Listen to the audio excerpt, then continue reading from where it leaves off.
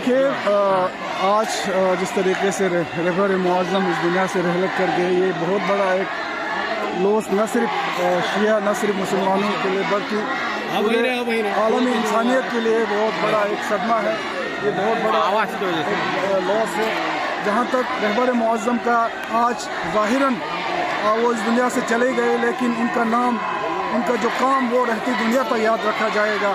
جس طریقے سے اس نے اپنے پورے زندگی ظالموں کے خلاف، مظلوموں کے حق میں جس طریقے سے ہمیشہ کھڑا رہا، خصوصاً فلسطین اور غزہ میں جس طریقے سے یتیم بچوں کے، بیواؤں کے ساتھ ہمیشہ سے کھڑا رہا، ان کے لیے آواز اٹھاتے رہے، تو آج یہ سب سے بڑی جو صدمہ ہے وہ ان لوگوں کے لیے ہے جو مظلوم ہیں دنیا میں۔ اچھا، یہ جو بھارت حکومت نے ابھی تک مذمت نہیں کی، کیا کہیں گے آپ؟ You are member parliament. دیکھیے، میں سمجھتا ہوں ہندوستان ایک دنیا کا سب سے بڑا ایک لوک تنتر دیش ہے، امن پسند دیش ہے،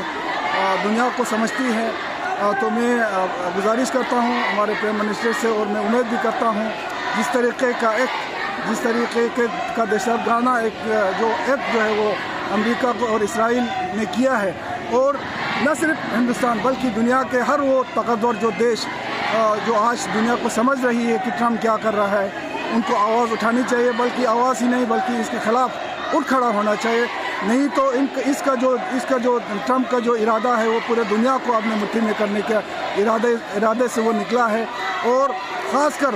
چھوٹے جو کمزور دیش ہے، جس طریقے سے وینزویلا میں جس طریقے سے اس نے ایکٹ کیا، اس طریقے سے ہر وہ کمزور دیش اس کو کھا کے جو ہے اپنا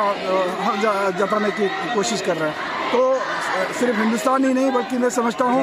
دنیا کا ہر وہ دیش جو سیکولر دیش ہے، جو طاقتور دیش ہے، ان کو آگے آ کے سوچنا چاہیے اور اس چیز پہ مذمت کرنا چاہیے، میرا یہ کہنا ہے۔